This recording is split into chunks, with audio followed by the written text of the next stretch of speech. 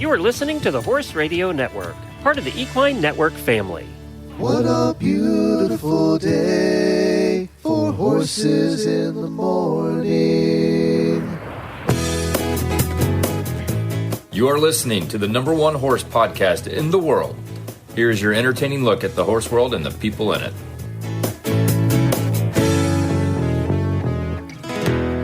Well, good Monday morning. I am Glenn the Geek in Ocala, Florida. And I'm Ashley Winch in Albuquerque, New Mexico. And you're listening to Horses in the Morning on Horse Radio Network for Monday, May 6th, episode 3425 by WERM Flooring. Good morning, Horse World. He's still about 14 lengths behind as Track Phantom passes the half-mile pole with the lead, and Fierceness is moving now. And going right with him is Just Steel, the three of them across the track. Then Longshot Epic Ride, Mystic Dan toward the inside, Stronghold is next. Then Fierceness, Sierra Leone and Forever Young still with work to do. Forever Young is starting to pick it up as they come toward the top of the stretch. It is Fierceness who's moving up on the outside of Track Phantom, and there on the far outside, here comes a run from Stronghold and Resilience has now moved up to take the lead, and Fierceness is given way, coming by the 16th pole, and Mystic Dan is now come through on the inside. It is Mystic Dan down toward the inside with the lead in the final 16th. Forever Young, Sierra Leone is coming. These three coming down to the wire. Who's it going to be? Oh, it's a photo of the Derby. Oh, it's a photo. Was it Mystic Dan or was it Sierra Leone? Okay, so every year we did coverage on Friday about the race, and every year we say, look, it's always the horse nobody talks about. And that's exactly what happened this year. It's always the horse. The whole pre-show before the race, we were watching that. I don't think they mentioned Mystic Dan once in the whole pre-show. And here we go. So it was an exciting race. Talk about a photo finish. I mean, it was a photo finish. So yeah, Domestic Dan, sorry, Mystic Dan. I was thinking domestic product. Mystic Dan wins. And I got to tell you, Jamie and I didn't have that on our picks. And matter of fact, most of the otters didn't have that on our picks either. So it was quite a race, and it was an unexpected ending, as it has been for the last several years. There was a little bit of controversy about the two horses, about Sierra Leone and Forever Young bouncing off each other down the stretch there. But they were pretty much just bouncing off each other. One wasn't trying to impede the other. It was the horses more than anything. You could see actually in some pictures that they were trying to pull the horses apart, and the horses were like going, all right, I'm sticking with him. So I don't think there was any problem there. But a couple of things. So I had Catching Freedom, Forever Young, and Domestic Product. Jamie had Domestic Product, Sierra Leone, and Dornoch. That's right. So we each had one in the top three. Well, there you go. Yeah. I mean, that's pretty good odds or statistics. I don't know. We each had one. Now, I owe John Nicholson a hot brown because old friends. What is a hot brown? You don't know what hot brown is? No. Oh, look that up. It's a Lexington. I don't know if I want that on my browser history, Glenn. It's a Lexington Louisville classic. So the old friend's horse beat the Horse and Hound horse by one spot. So West Saratoga beat Domestic Product by one place. So I owe him a hot brown. He runs Old Friends. So we made that bet last week. Oh, how fun. Jamie actually posted, and I thought this was funny. She posted this for a question first world problem, so we'll do one early today. She said, okay, so I make all my Kentucky Derby bets, and I have $6 left in my betting account. So I read all the names to my son and ask him to pick one horse, and I will bet it with the remaining money. I lose every bet I make, but Lucas, he picks Mystic Dan and won $68. Well, it sounds like Jamie just needs to let Lucas make her bets next year. Yep, science doesn't work. Pick by name. Honestly, that's what I do. Like, I was, I didn't watch. It's not really my jam, but I always pick by name. And I thought to myself, like, I absolutely would have picked Mystic Dan because he sounds like a fifth grade astrological guru. And I love that in a horse. Like, that just sounds like a great vibe. So, Sometimes you got to go with your gut. Now, they did say Kenny McPeak, who's one of Jennifer's least favorite trainers for some reason, he did say that he's not committed to going to the Preakness. He's going to see how this horse recovers. Apparently, he didn't eat his dinner last night, so they were, or the night of the race, actually. They were going to see what happens over the next couple of days. They ran him back once in 2 weeks last year, and it completely backfired on him. He did terrible in the second race coming back that quickly. So they're a little concerned about that. They're going to give him 2 or 3 days. If he comes out good, they said they'll look at it. If not, we'll worry about the horse more than anything. So good for them for that. So Totally. They may not run him in the Preakness. Well, they're going to make the decision. They have till next Monday, I think, to make the decision, and they're going to take till next Monday, they said, to decide and see how he comes back. So good for them.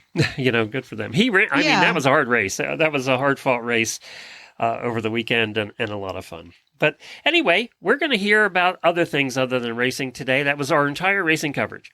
So all you people that hate racing, we're done. You're good. We're going to hear all about the ASPCA Adopt a Horse Month. Our breed highlight is Lusitano today. And we have some equestrian first world problems. And then Ashley and I are going to hang out in the post show. Jamie is not here. She's out today. She has some things she had to deal with. So thank you, Ashley, for filling in the last minute. I appreciate it. Always. And we have some daily Whinnies. Let's do those.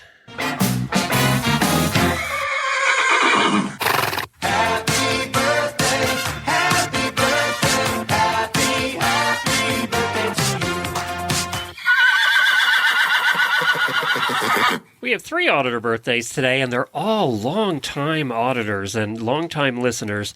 So happy birthday to Krista Youngblood, Richard Alvey, who I saw recently, and Colleen Lapp, who I've known her. She's been a listener. I don't know. It has to be since we started this show 14 years ago. So happy birthday to all of you. Now, do you have what do you call the other thing? A buck off? Do you have a daily Whinnie or a buck off today? I have a daily Whinnie today because I was on vacation over the weekend, so I didn't get into a bad mood over anything. Okay. Then we'll go with daily Whinnie today.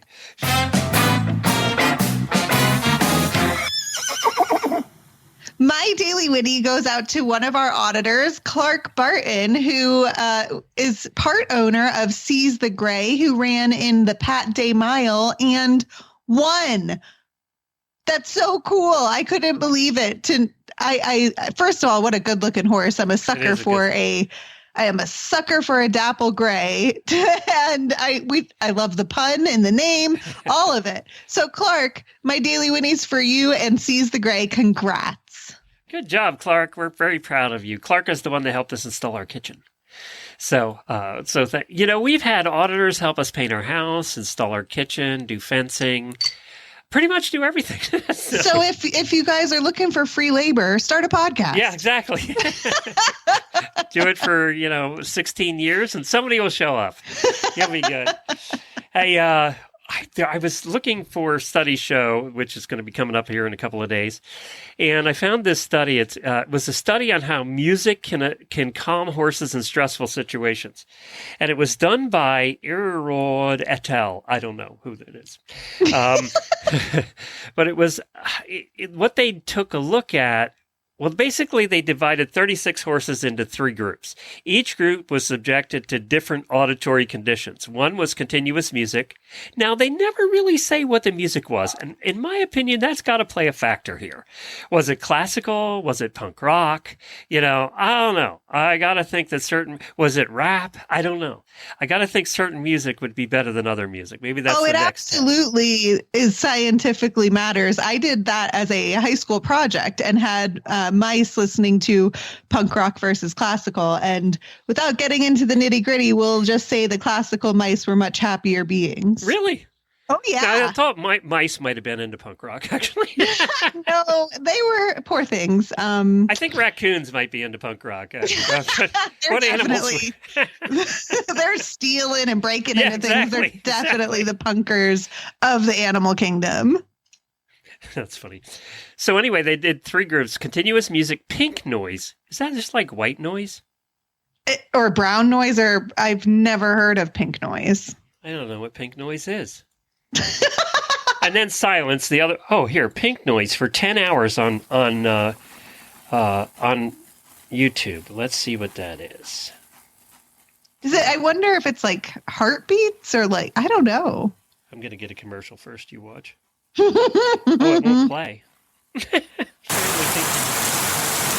that's not picture. I was like, well, that sounds like rain. It's just static. Well, that's annoying. I think I wouldn't like that at all for 10 hours. Look. Google says pink noise is a constant background sound that contains a mix of white noise and brown noise. What's with brown lower noise? sound. Brown noise, I think, is like vacuums and stuff. Too many names for noises. Oh, my God.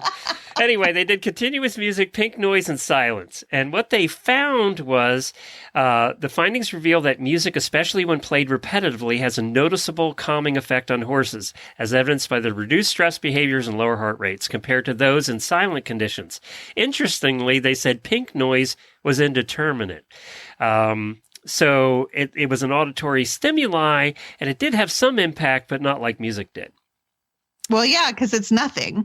No, right, exactly. It drives me crazy. The study also investigated whether horses might become habituated to music, get used to it, and then it has no effect, thus reducing its effectiveness. Results indicated that the calming effect remained significant through 7 consecutive exposures, and it varied across different days. So I think it kind of varied what mood they were in. Right? Yes, that's exactly what I'm thinking. And I have the solution. Did the mice have an opinion on that? They didn't get to have one. No. Sorry. This they were was in a bad mood. It was better aughts. or worse. This was the early aughts, you guys. Would you just have mice in a player. cage and you put a speaker in there and play That's music? exactly. You have the little heart setup rate for this. monitors on them. So they said, in conclusion, the research suggests that music can be a valuable resource in managing stress in equine environments, potentially improving safety and horse-human interactions by reducing the likelihood of stress-induced incidents. However, the effectiveness of music must be monitored over time, and its impact can diminish with habitual use. The study not only highlights the benefits of music for animal welfare, but opens up the door for future studies. Which kind of music? So it would be interesting. I couldn't figure out what they were playing. It would have been interesting to know what they were playing.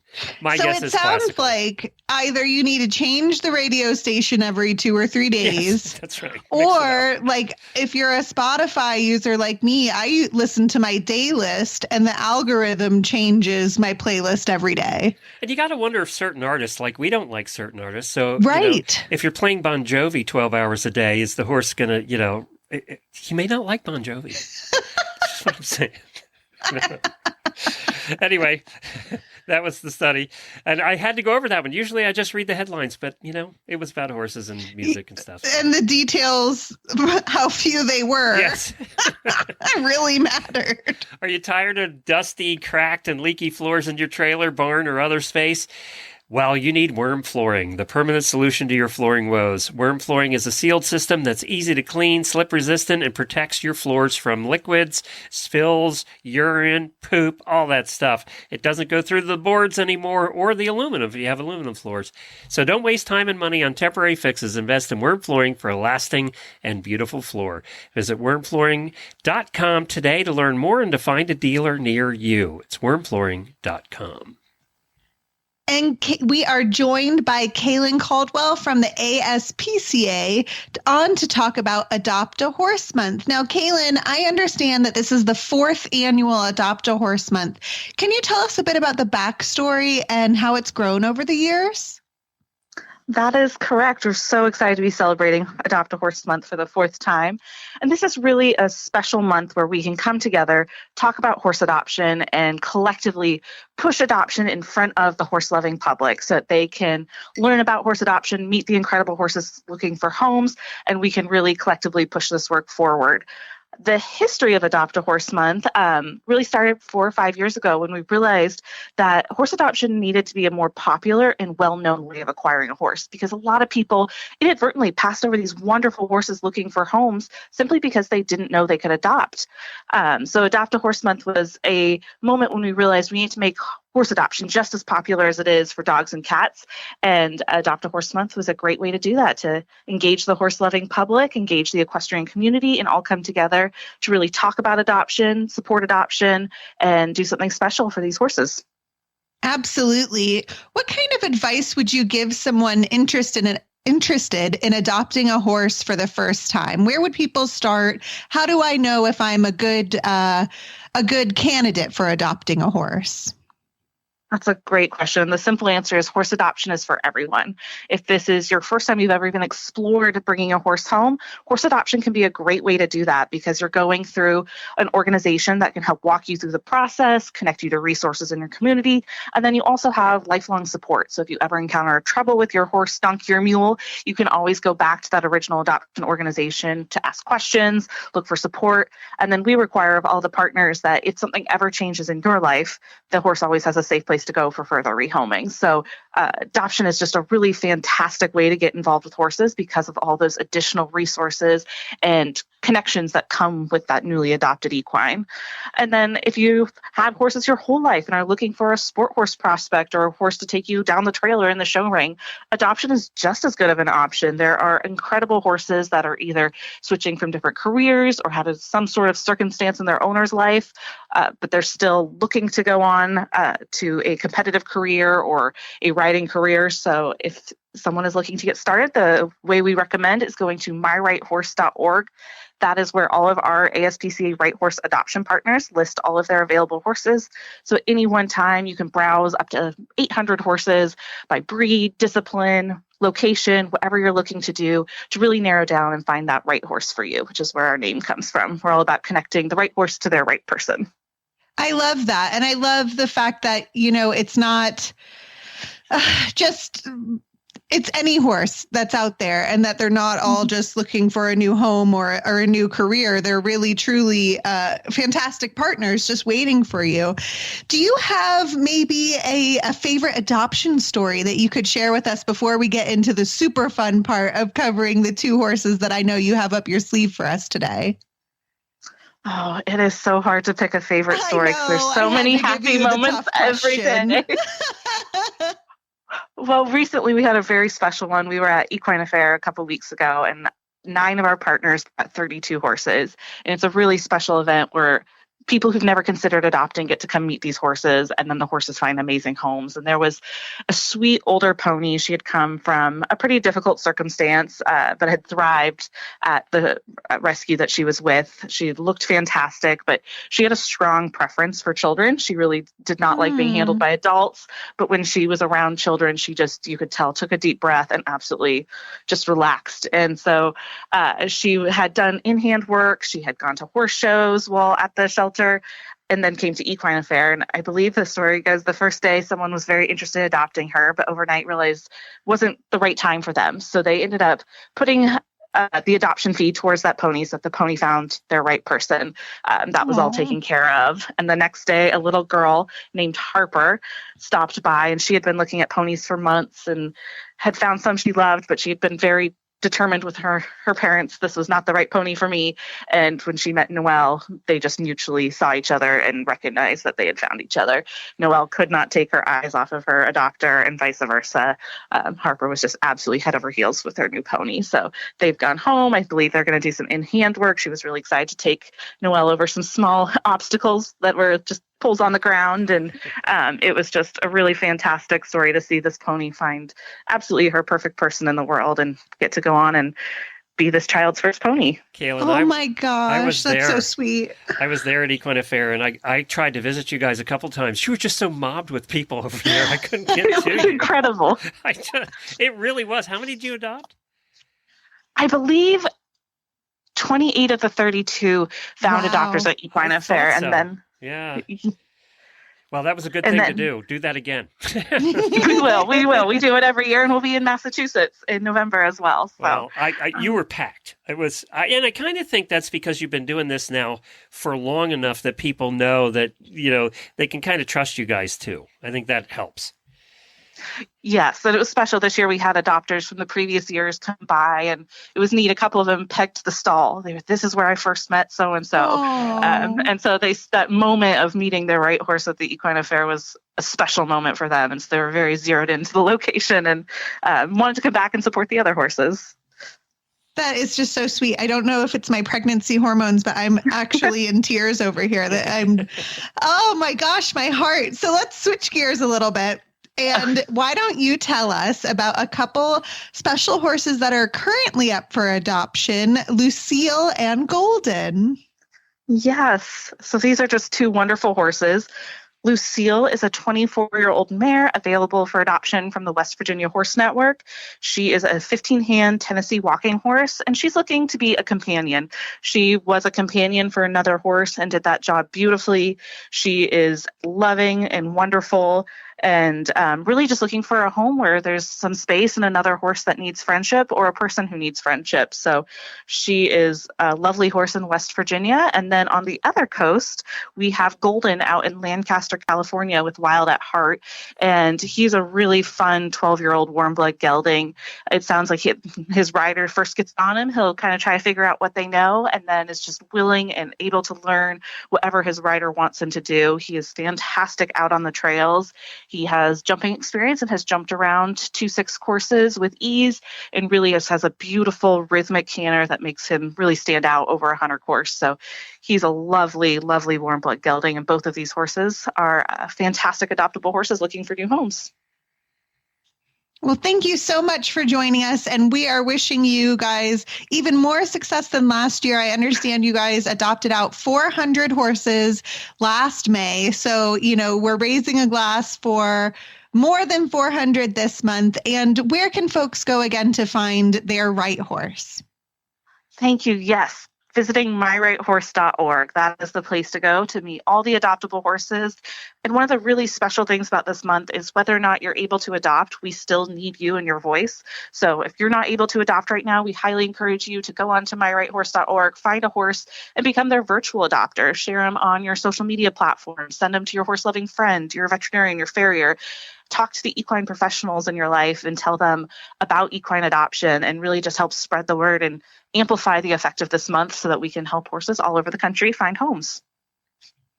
Thank you so much, Cailin, for joining us today. Thank you so much. We appreciate it and are excited to celebrate Adopt a Horse Month. Cosequin ASU joint and hoof pellets contain quality ingredients to support joint and hoof health and leave out the fillers, molasses, and alfalfa, all while delivering the taste horses love. The colors of our ingredients shine through for a difference you can see. Visit CosequinEquine.com.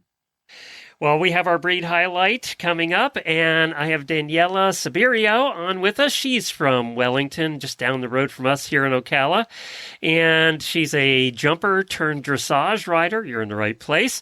And we're going to talk today about Lusitanos. But Daniela, you didn't start with Lusitanos. You were born where, in Mexico City? Yeah, so I was born in Mexico City, and my first horse was actually a quarter horse that a friend of my mom gifted me for, I think, like my 5th or 6th birthday. And that's how I got into horses. Every kid's dream. Every kid's dream, I know. So this friend of my mom's actually bred thoroughbreds for the racetrack. And so I have no idea how he had a quarter horse, but he just was kind of like, oh, this is a sweet little schoolmaster, just needs a bit of a step down, job. So why don't you just take it and have your kid ride it? There you go. Yeah. Well, we're going to discuss how you went from that to Lusitanos, from your quarter horse to Lusitanos. But first, there was a stop in between I really have to talk to you about as America's Horse Husband. And that was, you know exactly where I'm going. That was your time getting a degree in economics at Syracuse University. Then you end up in the horse world where the economics just suck.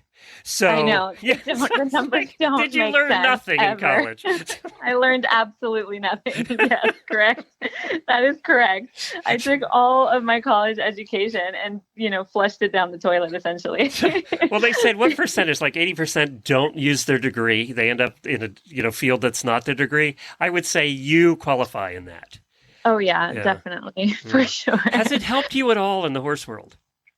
Yeah, definitely. I think, I always tell people because I meet younger equestrians that, are in their late teens, early 20s, and they're kind of faced with this conundrum of like, do I want to, become a professional and really dedicate myself to this starting now, or do I want to go to university, get a degree, have that? And I always think, and that's what my parents said to me. They said, you can do whatever you want after your degree, but it's something that will always enrich you. It'll always benefit you.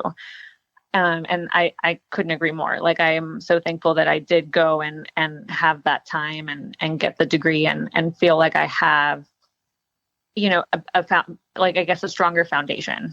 Actually, economics, I was joking obviously earlier, but economics is a good foundation to have. You probably don't make the stupid financial mistakes that we all made in our early years. No, you definitely still make them. Oh. I like your honesty. I wish. Yeah, no. Well, because I think, I grew up with horses, but neither of my parents were, professional equestrians or were in the equestrian industry in any way. So we definitely still made all the rookie mistakes. We were all, learning in this new industry, and there's no other way to do it but to just kind of do it, right? And then you learn and you say, oh, well, that was a big mistake. Won't be doing that again. Yeah, we all go through that. So, oh my gosh. Yeah. So how'd you find the Lusitano? It's a super funny story. My mom and I were reminiscing about it the other day. She had a thoroughbred that she needed to retire. And she kind of was like, I'm going to be completely depressed if I don't have a horse in my life, understandably. So she started looking into Lusitanos and found a riding holiday in Portugal. And at this point, I was still trying to see if I could make my college degree work for me in some way. And it wasn't exactly going so well. So she told me one day, she's like, I'm going to go on a riding holiday to Portugal for a week. And I said to her, well, why are you going to go by yourself? I'll go with you. And basically I invited myself on her vacation. I'm sure she did. And no, I don't know. That was a little bit of like an infamous, kind of a famous last words kind of moment, because we went, and by the end of that week I had bought a horse. She didn't, but you did. Yeah, she did. Yeah, she didn't, but I did. And I ended up buying this, 3-year-old that had just been started. And I still have her. So I've developed her all the way into the small tour now. Wow. And yeah, so we're hoping to go all the way to the Grand Prix. So, but yeah, that was the trip really that changed my life. And I went, to Portugal, which is a gorgeous country, lovely people, beautiful, horses and amazing food, and just fell in love. I fell in love with the horses. They are, obviously they're stunning, but they just have this, this character about them that makes you love them from the start. So I was like, all right, not knowing really what I was getting myself into fully, I was like, I want to do this. Okay, so we all know, we're all horse people. We know what Lusitanos are, and we've seen videos and all that stuff, and the riding school and all that things, right? Yeah. But what is it, now that you've lived with them and you're partners with them, what traits do they have that are different than the quarter horse and the thoroughbreds and the others that you've known along the way? I get asked this a lot. And I always say, because I don't really believe in, that there's any bad breeds of horses. So I don't want to make it sound like, they're better than. Yeah, but that doesn't mean you can't love one more than another. Yeah. Yeah, exactly. For sure. But, it's so funny because whenever I kind of, talk about Lusitanos, people say like, well, warm bloods they also have this. And, I think people kind of take it a little bit as like, I'm, bashing other breeds or something like that. And it absolutely is not the case. Every breed has something special and every horse has something special.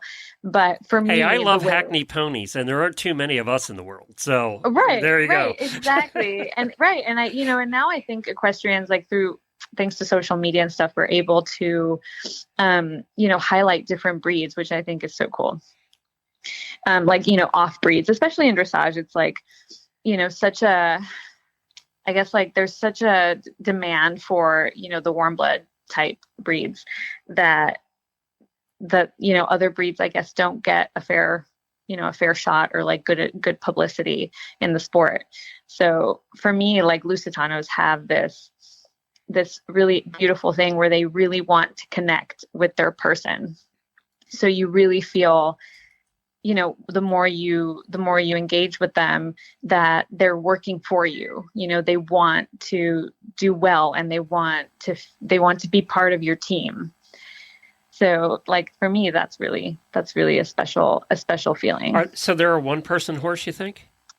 I do think, yeah. I think they love people, because, when I've been at breeders in Portugal, you go out in the field with, the 6-month-old foals, and they all come up to you.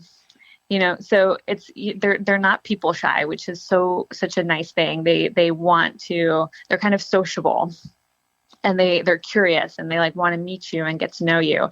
But I think when you do spend more time with one, that you kind of really become this partnership where they really know you and want to participate. It's interesting too. As a breed, they're one of the oldest recognized breeds from 20,000 years ago. I mean, it's just they go back a long way that they can identify that one specific breed. They're one of the oldest breeds, actually. Yeah, they have such a fascinating history. And so much, functionality, like their roles have changed so much. Now I think they're becoming more of a sport horse, but, they're used for bullfighting. They were used as war horses, it just, yeah, I definitely Romans agree. used them. Yeah. Yeah. It's unbelievable to see how far back they go in the history. But I think that's what they've been. They've been these companions to the people that they're with. Do they tend to be as big as some of the warm bloods, or are they a little bit on the smaller side than the warm bloods? Tall, anyway. I think you can get a little bit of everything.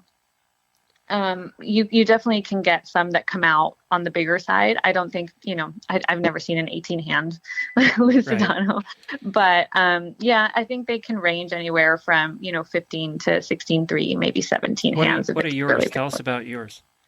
I have a range. I have one who came out on the smaller side. He's 15.2, but then the others are all 16.1. Well, they're not going to listen to the podcast. Which is your favorite? Oh, which is my favorite? I know. My mare, the mare that I bought on that fateful trip. Oh, really? Yeah. Yeah. She really, is kind of my heart horse. So, yeah. Is she gray? That's special. She is a gray. Yeah. We think about them all being gray, but they're not, right? No, they're not. They do there's a lot of bays. They do a lot of cremellos and palominos as well. It's kind of there's a big variety of colors. Are they, we always see them in dressage. Are they good for jumping? Are they good for other things? I've seen them jump a bit. I don't think they're as popular in jumping, but they are really versatile. I mean, they're, huge in working equitation as well, which is a super interesting sport that's, pretty much the dominant country in it is Portugal, but, they practice it in Spain and in France and kind of around Europe. And I think it's coming into the US a little bit more, but it's really an agility, and speed and agility and course. So they're really, really good at that. And obviously, for bullfighting, they're, I guess, the breed of choice as well. So yeah, I think they're very versatile. We watched a video the other day out of Portugal. They have the one, and I can't remember the holiday, where they take all the horses through the streets in the carriages. And I'm a carriage driver, so obviously they're well known in the carriage driving world too. Lusitanos are great for carriage driving. Oh, that's amazing. Yeah.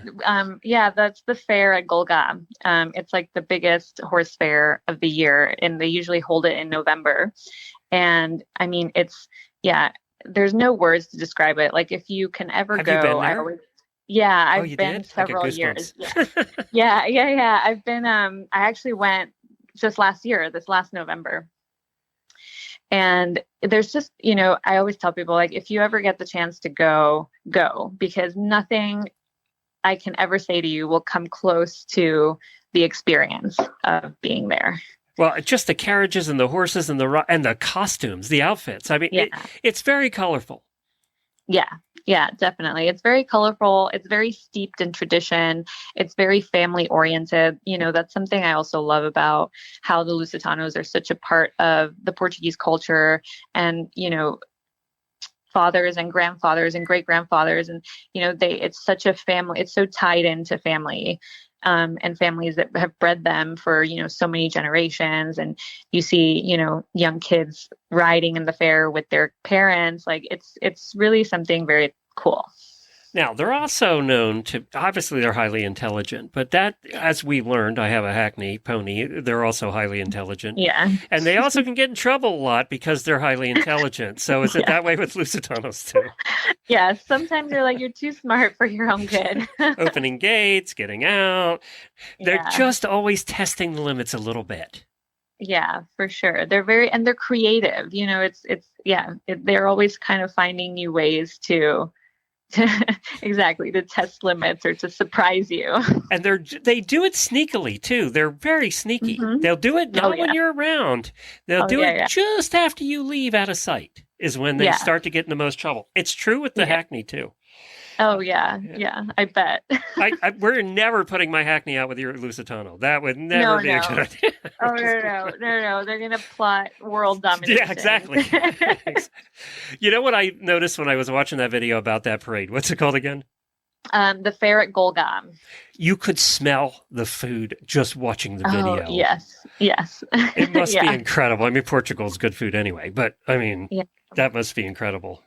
It is. Oh my gosh. Yeah, it really is. Like I said, it's just such, it's such an explosion of like smells and sounds and, and sight and it just assaults your senses. And it's like, once you've been, it's like you said, like if you ever see a video of it, you'll be able to smell you'll see smoke and you'll be like, oh, I know what that smell is.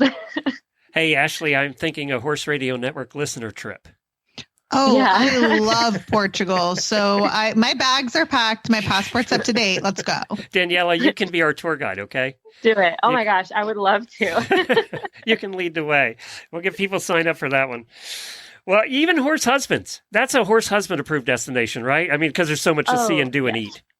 Yes, there is. I mean, the fair, the fair is amazing, but it's located in a nice area and everything's drivable. So, it's like an hour and 15 minutes from Lisbon. So, Portugal is small and it's so easy to drive anywhere. So horse husbands, if, they get a little bit, tired of the fair, they can pop over somewhere else and do something fun. And you know what? You guys can just drink some Vino Verde and you'll be fine. Yeah, we'll be happy. Exactly. or that. Just start drinking. Just start pumping them with alcohol. Exactly. It works every time, honestly. And sit them down somewhere and then just go about your business. Exactly. Are there a lot in the United States? Of Lusitanos? Yeah. I think there's more now. I think finally the breed is starting to, it's in a really nice moment over the last few years that it has grown in popularity. And now I think people are seeing them, more as a competitive breed for dressage and also a versatile breed. I think before they kind of, especially here in Wellington where it really is, such a mecca of like very elite sport, they're a little bit still like looked down upon, where it's like, well, yes, they're cute, but like, they can't really perform, like they can't match up. And now I think, we see Lusitanos scoring really well into the 70s and like really, performing well and showing that, they're right up there with the nice warm bloods. So you can be something other than a brown warm blood and do well in Wellington. Yeah. It's hard. It's definitely difficult. I do think we need to work harder and, you can't make as many mistakes. You kind of have to prove yourself a little bit more. But yeah, I think I can feel like the tide shifting a little bit more in our favor as the years go by and more, Lusitanos are shining in competition and making it known that, there's good horses in this breed and you can, you can definitely bring out the best. They win the Pretty Award. Yes, I have to agree. They just do. So it's interesting that you said that because I think that's true. I think there's a bunch of different breeds coming into dressage right now, especially. And, last week we interviewed somebody from the island of Jersey who rides a 14-1 spotted pony and is at Grand Prix level, right? Oh, wow. Yeah. Good for them. So, I think we're seeing it now. A lot of it still comes back to the horse, right? Individual horse. Yeah, definitely. And, I've been having a lot of these kind of conversations because it's so hard to get any horse to that level anyway, but it is, I think when you're in this kind of off-breed category, it adds an extra little bit of a challenge because you kind of have to convince people, that you're worthy of being there. Or you have to show them. Yeah, exactly. Yeah, exactly. You have to let your work speak for itself. But it is a little bit of like, where you have that little tiny bit of popular opinion against you, but it's easy to change. When you have a good horse and you're doing well, and you can show something good. I think it definitely plants a seed. Well, in the community. If people want to see your pretty horses, where do they go? Well, I'm based in Loxahatchee, just outside of Wellington. So, my farm's here, and we're going to be showing a little bit over the summer and hopefully get ready for next season. And what's the website? LusitanoMasters.com. LusitanoMasters.com. I'll put a link to that in your Facebook page as well. Oh, thank you. You've been delightful. Thank you for joining us. I appreciate it. No, thank you so much. I hope you guys end up going to the fair. Now I want some spicy lunch of something. That's what I'm thinking. I'm hungry. I can smell the smells. I'm hungry now. Daniela, thank you. Amazing. No, thank you so much. Have a great day. At Purina Animal Nutrition, we are focused on helping horses live their best life. For wholesome nutrition that performs, try Purina Omaline Horse Feed. Formulated with Outlast gastric support supplements to support gastric health and proper pH, it keeps your horse performing with confidence. Put our research to the test. Stop by your local Purina retailer or visit purinamills.com to learn more. It's time for the weekly look at your equestrian first world problems. This ought to be good. That's right. It's the time of week when we talk to our listeners and find out what their equestrian first world problems are. And as Jamie always says, if you have a horse, it's a first world problem. Any problem you have is a first world problem.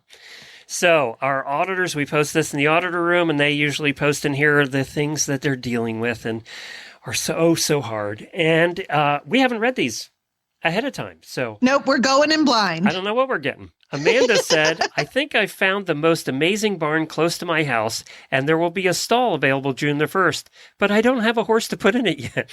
Well, that's a problem. That is a first world problem. Hey, I bet if you post in the auditor room what kind of horse you're looking for, we can have that solved by the end of the week. Yeah, I love all the other auditors replied, well, get shopping. So we found 2 for you today. That's right. Yeah. Shelley says, when you won a $100 gift card from the Ohio Equine Affair raffle, but it's to Bronco Western Supply and you're a DQ. Well, even a dressage queen looks cute in some cowgirl boots. Come on. I guess my husband is getting something instead. Well, good for him. There you go. He deserves it. Put stuff with you. He deserves it. Meta says, my neck is hurting this morning, and it's really annoying me while I'm trying to schedule the equine chiropractor and equine massage therapist for my OTTB. Isn't that the truth? Isn't that the truth? Oh, my God. We never do anything for ourselves. No, of course not. Nan says, the 4-year-old Welsh cob I bought as a project for my 8-year-old daughter to eventually take over is coming along so well that she can probably take him much sooner than I thought. But I'm having so much fun with him myself. It's only a matter of time. Yeah, it will happen. Let's see if that kid ever gets that horse. You're still the mom. You still pay the bills. I mean, yeah, you can ask my mom how that worked out for her, Glenn. I ended up with all the horses. She's 8 years old. She got to borrow her own horses back from me. I was going to say, shortly she'll find boys and it won't be a problem, but she's only 8, so you got 4 more years. Yes. I really stayed focused on horses. Boys were secondary. That's the good thing about raising horse girls. Julie says, we've been working on weed control and spent tons of money on fertilizer to improve our pastures. It's paying off as they're green and super lush right now. We're dry here. Ours aren't super lush. But my horses and donkeys are easy keepers, so I can only put them out on a part of the day because they get too fat. And I have to clean stalls in a dry lot because they can't be out 24/7, which is cutting into my riding time. No. Your pastures are too The nice. best laid plan. Yeah. Maybe you shouldn't have put that fertilizer down. Cheryl says, I have such an amazing community that when I needed broken water troughs for a Mother's Day project, I got tons of offers. We're coming back to that. But now I need to spend the evenings this week collecting them all from around the area instead of riding my horses. Okay, let's see if we can figure out what she needs broken water troughs for a Mother's Day project. Maybe she's making like planters or something. Or maybe it's to bury the mother-in-law. Oh, no, it's not. No? Okay, I was just thinking that maybe planters is probably a better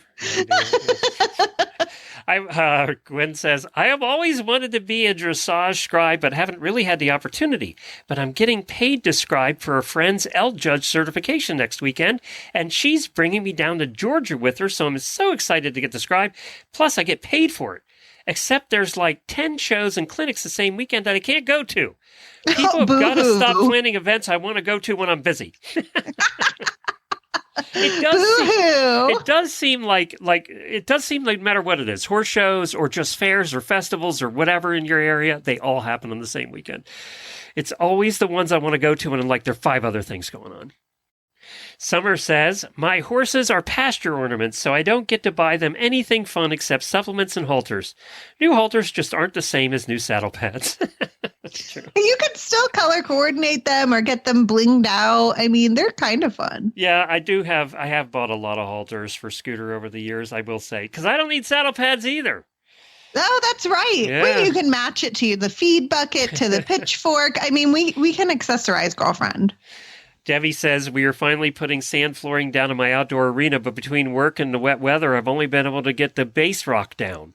So currently I have nowhere to even lunge my horse. Yeah, they really don't like lunging on rocks. That's not their favorite. 0 out of 10 recommend. That's a real world problem, I think. That is a serious problem. Yeah, well, you know what? The front yard. Who cares about the lawn? Just lunge them there. Who cares? It's like aeration, right? Yeah. Isn't this the time of year you want to do that? Speaking of which, around here you see a lot of backyard. You lived here. You see a lot of backyard farms. So there are horses that live there. They probably don't do anything with them, right? Whether you want to see them or not. Yeah, they're lawn ornaments. But how many around here do you also see, and I never saw this anywhere else, where they have the entire property fenced in and the house isn't fenced in at all. So the horses run around the whole property. He's coming up on the back patio. Well, that's the thing. If I did that with Scooter, he'd have everything torn off the porch. He'd have all the plants eaten. And these people have beautiful homes. I don't know how their horses aren't eating everything and tearing it to shreds. I don't get it. I could never do that. We could never do that. Ever. He'd be sitting on the rocking chair on the front porch. He would be, you and Jen be cooking dinner, and his head would be in the slider, like, "Hey guys, what's for dinner? He'd you be making me banging a salad?" on the front door with his hoof. I don't know how these people can do it, and they have nice plants and all stuff over the porch, and I'm like, how can they do it? I don't know. We've never had the horse that could do that. We did have one horse once when we had the 100-acre farm. When I first met Jennifer, it was like a very rural. And you had to go back almost a mile-long lane to get to our house. There was nobody around. You couldn't see anything. And we had this little mini, and it was 100 years old. And this little mini was loose on the farm. And every morning we'd wake up and open the back door. The mini'd be standing right there by the back door waiting for us every day. I mean, that's a great way to start the day. And the mini would never go anywhere. It was just always around the house. And sometimes it would come up on the porch. But it wasn't destructive like Scooter. But he was just the coolest thing because he'd just go anywhere. Just chilling. Like, hey guys, what's up? He didn't care. It was so funny. He never left. He just hung out. I think he had to be almost 40 when he died. Oh my God. Yeah, he was up there. He was old. And he was one of those old hairy minis, that was really hairy. Just a fluff ball. Yeah, and you never brushed him because he didn't like that. So he just wanted to be a pet. hanging around the yard with the dogs, and that's what he did. Yeah. There were many Aw. times we had a cool farm dog then named Houlihan, and there were many. That Houlihan never came in the house. She didn't want to ever come in the house. And Houlihan and the Minnie would be sleeping together a lot. They would be out in the backyard. Aw. Hoolie'd be laying like they're right beside the Minnie. They'd be hanging out because the Minnie thought he was a dog. So there you go. That's my loose horse story. It's the only one we could ever trust around the house. I had pneumonia once. I was really sick, and Jennifer brought the Minnie in the house to visit me on the couch. Goodness, like a therapy baby. Like a therapy Minnie. Well, my pony was too big to bring in the house, but the Minnie could come in. So. And magically, your pneumonia cleared up the next day. Well, thank you, everybody, for joining us. We really appreciate it. We're going to just chat in the post-show for the auditors, so if you want to hang around for that, please do. Jamie apologizes for not being here today. And tomorrow, we have the American Horse Council is going to be with us tomorrow. Later on in the week is the Reining Horse Association. We have some bad ads for you later in the week. We have all week planned for you, so hang around for that. Thank you so much for joining us. Thank you, Ashley, for being here. Give a plug to your shows. Sleep Stories for Equestrians, the Show Jumping Podcast, and later this month, you'll catch the next episode of The Quarter Horse Show.